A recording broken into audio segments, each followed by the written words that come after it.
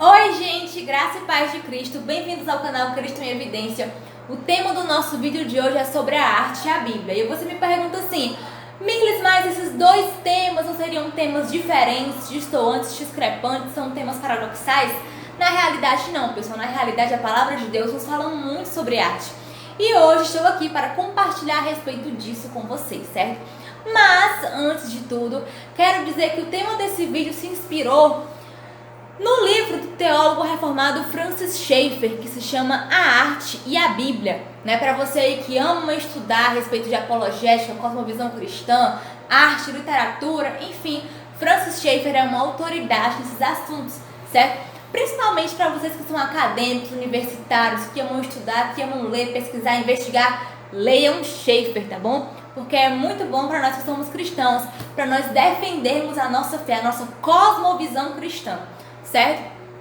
E nós temos que entender a respeito disso para entender a respeito de arte. O que é a cosmovisão cristã? A cosmovisão cristã é o conjunto de filosofias, de pensamentos, de ideias que embasam o cristianismo, certo? É voltado para a cristologia bíblica, é voltado para a palavra de Deus. E enquanto cristãos, nós temos que entender que a realidade que nos cerca está totalmente envolta pelo cristianismo. Não temos como separar a vida secular da vida cristã, porque são duas coisas intrinsecamente ligadas. E aí eu quero ler com vocês um trecho desse livro que se encontra na página 19, que fala a respeito de cosmovisão cristã, que diz assim: a arte e a ciência têm um lugar na vida cristã, não são periféricas. Para o cristão redimido pela obra de Cristo e que vive segundo as normas das Escrituras e sob a liderança do Espírito Santo, o senhorio de Cristo deve incluir o interesse pela arte. O cristão deve usar a arte para glorificar a Deus, não simplesmente como propaganda evangelística, mas como algo belo para a glória de Deus. Uma obra de arte pode ser em si uma doxologia, ou seja, uma bênção. Nós temos que entender que, enquanto cristãos, tudo o que nós fizermos deve glorificar o Senhor. O apóstolo Paulo fala em 1 Coríntios que tudo o que nós fizermos, quer comamos, quer bebamos, ou façamos qualquer outra coisa, tudo isso deve ser feito para a glória de Deus. Sabe, muitas vezes, se nós formos trazer a arte para o contexto atual, para a realidade de hoje, nós vamos ver que a arte que se produz hoje em dia, principalmente aqui no Brasil, é uma arte bem diferente, bem deturpada, distante dos padrões, distante daquilo que realmente é belo. Se nós formos analisar muitas das músicas que são produzidas hoje em dia aqui no Brasil, nós vamos entender e perceber que são músicas que fazem muitas vezes apelo à sexualidade, à imoralidade sexual, às drogas, à violência, a ideologias que não agradam a Deus, que diferem da palavra de Deus, certo? Enfim, muitas vezes são coisas que não glorificam a Deus e que estão realmente distantes daquilo que é bom, daquilo que é saudável, daquilo que é realmente arte. Se nós formos para a questão das pinturas, nós vamos ver que muitas das pinturas que se fazem hoje em dia na arte moderna são pinturas que estão distantes do padrão, estão distantes do belo, e realmente existe algo que é belo. Se nós formos estudar a respeito das escolas artísticas, nós vamos ver que no início do século XX tem-se uma escola chamada de Dadaísmo, que surgiu em Berlim, certo? No início do século XX. E essa escola é muito ligada aos pensamentos anarquistas, e eles pregavam muita questão da desordem, da desconstrução social, certo? Da desconstrução do padrão da arte. Para eles, o lema deles dizia que a destruição era uma forma de construção, ou seja, eles pregavam algo que era totalmente distoante. Eles visavam, por meio da desconstrução, construir, certo? Enfim, era muito relacionado ao caos, relacionado à desordem, certo? Mas, se nós formos estudar a respeito de arte cristã, nós vamos ver que tem um pintor muito conhecido chamado Rembrandt, né? Já ouvimos falar muito a respeito disso. Se você escuta a palavra antiga, você que já ouviu Huckmacher, né? A palavra antiga fala, você fica com o dadaísmo de Berlim, mas eu fico com a escola de Rembrandt.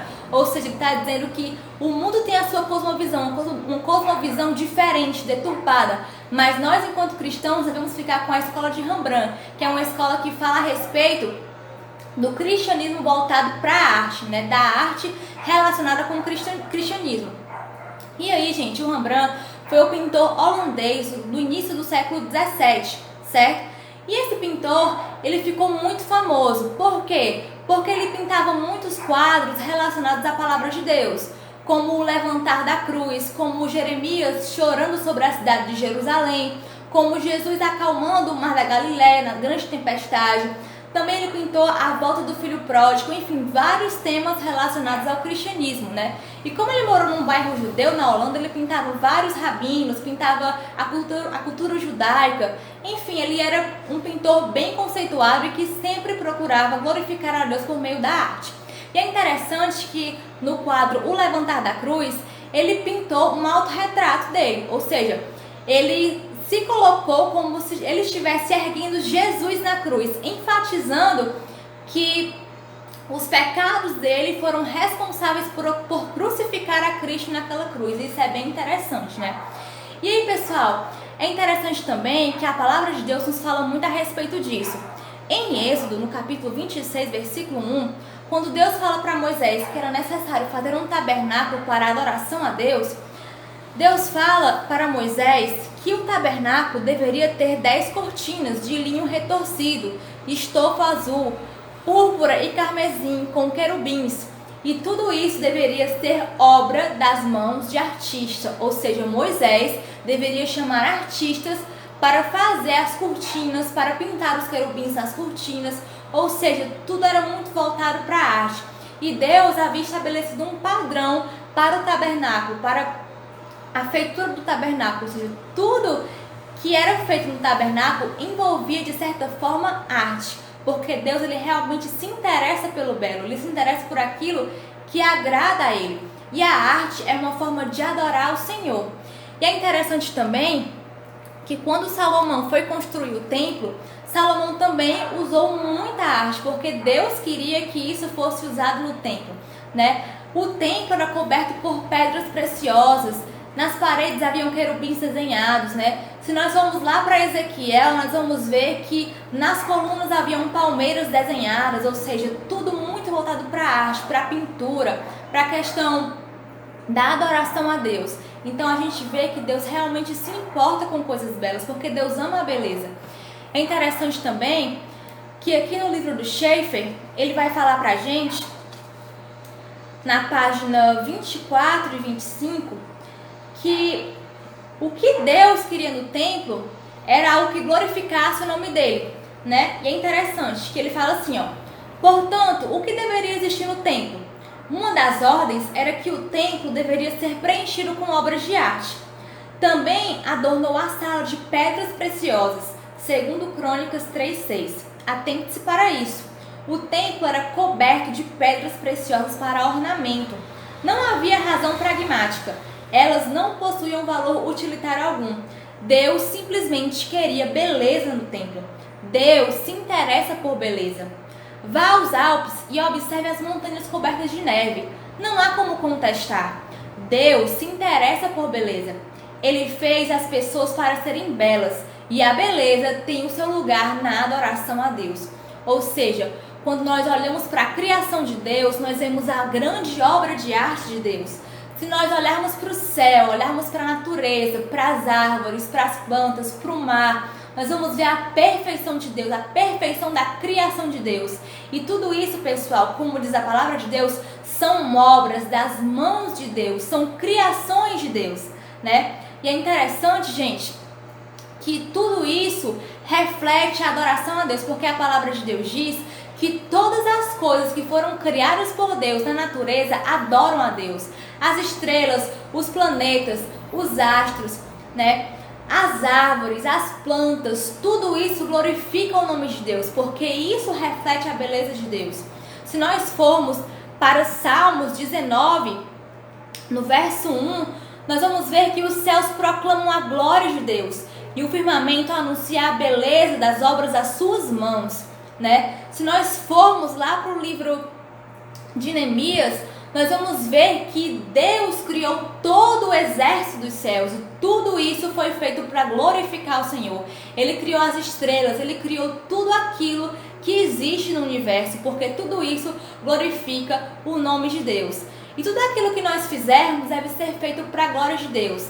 A poesia, a arte, a música, a literatura, a arquitetura, tudo isso deve engrandecer o nome de Deus, porque o nosso Deus é um Deus criador. E esse Deus criador nos fez com capacidade criativa. E essa capacidade criativa deve refletir a glória de Deus. Deus deu a capacidade de criar para as suas criaturas, porque o nosso Deus é um Deus artista, é um Deus criativo. E aí, gente, para finalizar esse vídeo, eu quero ler com vocês outro trecho desse livro, A Arte e a Bíblia, do Francis Schaeffer, que ele fala assim, ó: assim, a pessoa que realmente ama a Deus, que trabalha sob o senhorio de Cristo, pode escrever sua poesia, compor sua música, confeccionar instrumentos musicais, esculpir estátuas, pintar telas, mesmo que ninguém jamais veja, ele sabe que Deus vê. Então, gente, tudo que nós fizermos está refletindo a beleza de Deus. E tudo aquilo que nós fizermos que envolva a arte deve ser para engrandecer o nome de Deus, certo? Gente, e era basicamente isso. Muito obrigada por ter visto esse vídeo até o final, certo? Espero que tenham gostado. Inscreva-se no meu canal, ative as notificações, ative o sininho e divulgue entre as pessoas que vocês conhecem. Deixem o seu like no vídeo, tá bom? Curta, comente, compartilhe, tá bom? E me ajude nessa empreitada aqui do Cristo em Evidência. Que Deus abençoe sua vida maravilhosamente. Até a próxima, se Deus quiser. Tchau, tchau.